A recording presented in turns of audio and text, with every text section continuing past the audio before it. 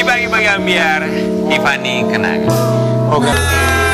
Bagus banget Suaranya juga lembut banget. Jangan bersedih, ini jadi pengingat buat siapapun itu. Kalau misalnya baru putus atau pisah dari siapapun yang bersedih, karena akan digantikan dengan yang jauh lebih baik.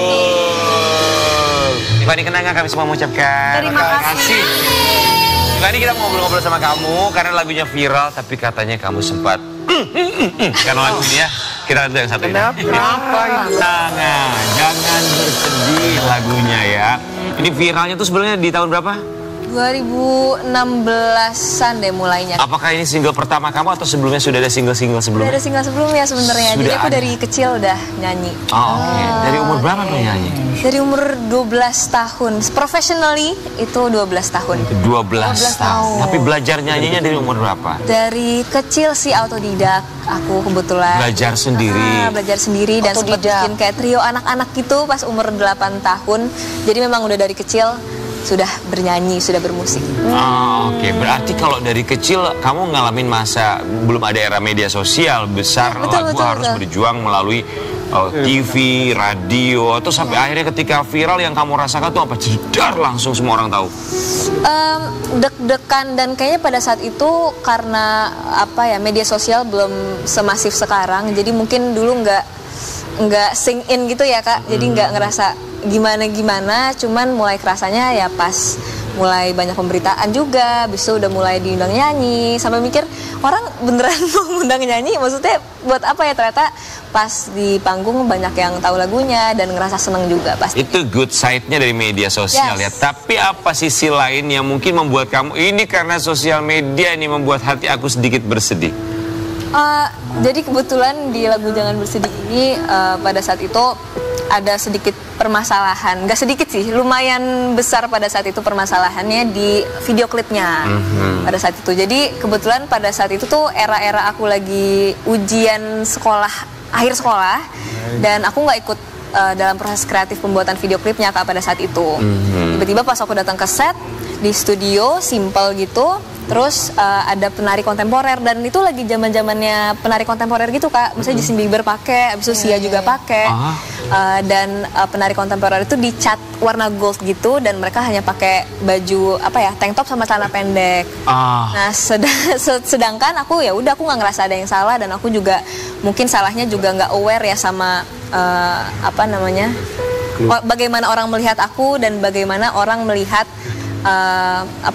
seorang perempuan yang berhijab di dunia musik terutama itu pengaruhnya seperti apa. Dan juga komponen yang ada dalam video klip yang kamu ada dalam gitu video klipnya ya. juga. Akhirnya pas rilis video klipnya banyak banget yang komentar tentang pakaian si penari kontemporernya dibandingkan sama aku yang berjilbab. Sampai akhirnya juga pada saat itu ketua MUI pada saat itu juga komentar dan itulah yang membuat permasalahannya semakin besar. Oke, kita mau kasih lihat yang satu ini ada hubungannya dengan apa yang baru saja sama kamu sampaikan. Lagu Tiffany Kenanga yang berjudul Jangan Bersedih ternyata sempat mendapatkan kecaman warganet hingga Majelis Ulama Indonesia. Itu karena video klip tadi ya. Hah? Pas joget Tiffany Kenanga, Siapa? joget balet tadi itu. jarang loh ada musisi yang mendapat kecaman dari Majelis Ulama Indonesia. Ya, itu dia Kak. Jadi pada saat itu aku masih kelas 1 SMA ya, terus baru masuk di dunia musik juga, dan aku pada saat itu pasti ada salahku juga sih, karena kan aku nggak ikut proses kreatifnya dan belum ada kesadaran yang penuh juga untuk tahu mana yang tepat, mana yang enggak. Dan aku di situ juga bukan seseorang yang mengambil keputusan juga. Ya. Cuman akhirnya karena wajahnya adalah aku yang di depan, jadinya aku yang harus bertanggung jawab. Lantas apa yang kamu lakukan? Apakah video klipnya kemudian kalian take down, ganti dengan yang baru atau apa? Dulu take down itu bukan opsi ya. Karena kan kebetulan aku juga ada kontrak sama orang lain juga, sehingga memang pada saat itu take down bukan opsi. Jadi aku ngelihat comments-nya keep coming, jadi mereka terus ada banyak hujatan, ada yang dengan cara yang baik, ada juga dengan cara yang sarkas atau yang kurang baik lah gitu. Jadi untuk anak remaja pada saat itu menghadapi hal itu cukup berat juga dan cukup kena mental kali ya, karena dulu beliau juga ngomong bagaimanapun halal dan haram kalau digabungkan pasti akan menjadi haram. Itu menurut saya sebuah statement yang sangat kuat dan nggak salah juga.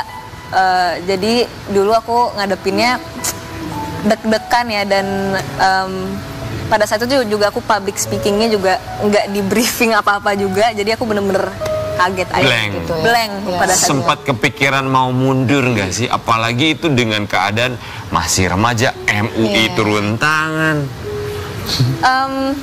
Enggak sih Kak, enggak sih. Kalau misalkan mundur enggak, karena aku mikirnya semua orang kayak pasti pernah berbuat salah juga, dan aku ngerasa ini pembelajaran yang sangat, walaupun kena mental, tapi aku ngerasa ini akan menjadi sangat berharga pembelajarannya untuk kedepannya. Aku bisa belajar lebih banyak lagi dan bisa lebih berhati-hati lagi, dan semoga orang juga bisa menerima. Kan aku juga minta maaf juga pastinya. Aku nggak mendefend diri aku juga, aku mengaku aku salah karena aku lalai juga sama proses kreatifnya dan sebagainya. Dan alhamdulillah sekarang sudah mulai berangsur lupa sih, walaupun sesekali masih ada yang suka bahas gitu. Tapi belajar dari kesalahan. Semua orang pernah melakukan kesalahan. Betul. Kita masih ada satu ini. Perjalanan spiritual Tiffany Kenanga. Kenakan hijab sedari kecil bukan karena paksaan, melainkan kesadaran dan juga keinginan sendiri. Pertama kali pakai hijab usia berapa? 10-11 tahun kayak 10. Pertama kali itu apa karena bercermin. orang tuanya juga sama penggunaan hijab? Enggak, kebetulan ibu aku malah 5 tahun setelah aku berhijab, ibu aku baru berhijab. Oke. Pertama kali bercermin menggunakan hijab. Yes. Apa dalam pikiran kamu? Jujur ya, sebenarnya pengen memberikan jawaban inspiratif, tapi pada saat itu memang nggak ada pikiran apa-apa. Aku memang nyaman berpakaian yang modest, jadi aku memang nggak terlalu suka pakaian terbuka dari kecil, dan aku ngerasa aku cantik aja pakai hijab. Jadi kayaknya emang cocok, aku ngerasa pas, dan pada saat itu juga aku belum baik juga ibadahnya, aku sholat juga masih bolong-bolong, jadi aku ngerasa ini aku baru memperbaiki dan belajar banyak mengenai agama Islam itu setelah aku berhijab. Jadi pada saat itu ya secara natural aja datang. And look at you, you are beautiful. Zaman sekarang mah pokoknya jangan didengerin orang ngomong apa biarin aja. Iya. Pokoknya Biarin kita sampai mah berbusa lah masa mereka. bodoh lu ngomong sesuka hati. Nanti kalau nggak diladenin capek sendiri. Benar. Nanti kita kalau kita lebih hebat lagi, lebih lagi dia ngomongnya. Gitu. Ibaratnya gini, ibarat kita berdiri nih. Gimana? Ibaratnya kita ini pengguna media sosial sih, gimana? Ya, sini. Aku sih nggak terlalu sosial media. Kita pengguna media sosial. Itu netizen ngomongin kita jelek, kita tinggalin aja dah. Netizennya Susah banget ya kan? Halo. Udah sini. Halo. Ya, halo ya. Netizen halo. Betul. Apain diambil pusing, nggak usah diambil pusing ya. Mendingan kita happy aja, karena seperti janji kita tadi bahwa kita mau berbagi berkah buat sobat Ambiar dalam Ambiar Berbagi Berkah.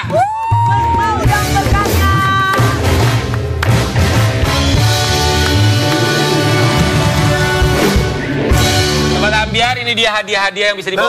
Belum ada. Ini secara gaib dulu ya. Alat-alat rumah tangga, alat dapur, cakep, cantik pokoknya ya. Cara gampang silakan hubungi nomor telepon di bawah ini. Ingat kalau kita bilang Ambiar Berbagi Berkah, jawabannya Mau dong berkahnya. silakan ya. Jawabnya harus berbagai macam versi ya, jangan terlalu lurus-lurus aja. Gitu. Oke, kita contoh sekali lagi ya. Ambiar Berbagi Berkah. Mau dong berkahnya. Ini versi 1, versi 2. Ambiar Berbagi Berkah. Mau dong berkahnya. Siap, oke. Udah ada yang nelfon. Ih, cepet kali. Kita langsung angkat, guys. Halo. Ambiar Berbagi Berkah. Ambiar Berbagi Berkah. 1 juta rupiah. Ini Ya. versi pertama apa versi kedua nih maunya Mbak? Itu versi 1, coba sekali lagi. Ambiar Berbagi Berkah. Mau dong berkahnya. Sama aja, nggak apa-apa. Nggak apa-apa. Yang ini yang kasih pertanyaannya kakak. Ayo, kakak baca. ya. Ayo. Nah, Namanya siapa dan namanya di tapi mana? namanya siapa dulu Ibu? Namanya Yuan di Depok. Yuan di mana? Yuan di Depok. Oh, Surabaya. Oke. Yuan. Depok. Siapa nama kedua Kedua Putra Putra. Ali Zainal? A. Garam Madu. B. Jibril dan Mikail. B jawabannya. Aman. Jawabannya B. Tuh, udah masih B. Sebentar, ada anaknya tanya. Sini. Coba sini berdua. Sebentar. Bener nggak? Coba jawab Garam dan Madu atau Jibril dan Mikail? Jibril dan Mikail benar. Benar? Benar. Oke, selamat buat kamu yang ada di Depok mendapatkan alat-alat rumah tangga. Kita harus sobat Ambiar itu nanti dapat hadiah juga dari kita. Apa itu? Nanti dirahasiakan. Tapi buat besok spesial Dewi Persik akan bagi-bagi toren 2000 liter biar kita bisa lagi bagi Ambiar. Bagi-bagi Ambiar, geger.